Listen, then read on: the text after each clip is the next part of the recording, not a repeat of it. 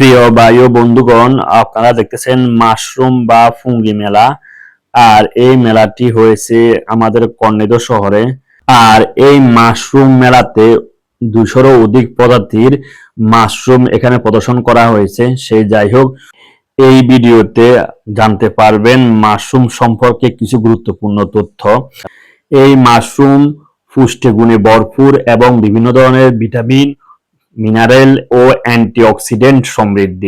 এটি স্বাস্থ্যের জন্য উপকারী, বিশেষ করে বি ভিটামিন, ভিটামিন ডি এবং ভিটামিন বি12 এর ভালো উৎস।